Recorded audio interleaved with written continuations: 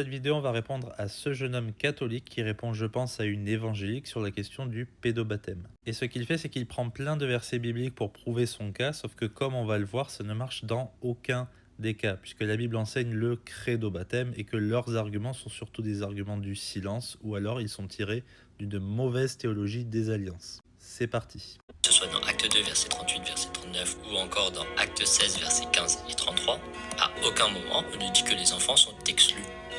Le baptême est un don de Dieu, et ce, peu importe l'âge, qu'il soit doté de conscience ou non.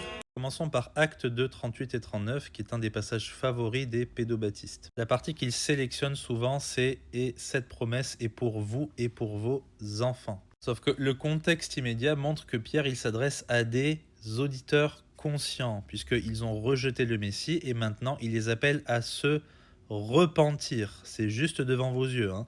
Repentir, ce qui implique se détourner de quelque chose ou changer de perspective. Surtout que c'est la fin du verset 39 qui compte, puisque la condition restrictive, elle est imposée là. C'est tous ceux que Dieu appellera. L'appel divin, c'est le critère, pas une filiation naturelle. Puisque l'appel va concerner ceux qui, au fil de leur vie, étant nés dans des familles chrétiennes, vont se repentir de leurs péchés et placer leur foi en Christ, après avoir entendu l'évangile. Donc le baptiser avant cela ne sert strictement à rien. Il faut le baptiser après. Maintenant, sortir Acte chapitre 16 avec Lydie et Géolier, ça n'arrange pas votre cas non plus, puisque ce sont toujours des arguments du silence. Déjà, tu as Dieu qui a dû ouvrir le cœur de Lydie, donc on voit bien qu'il l'ouvre pour recevoir quelque chose. C'est la prédication de la parole. Et ensuite, qu'est-ce qu'on voit? On voit que Paul, il annonce l'évangile à toute leur famille.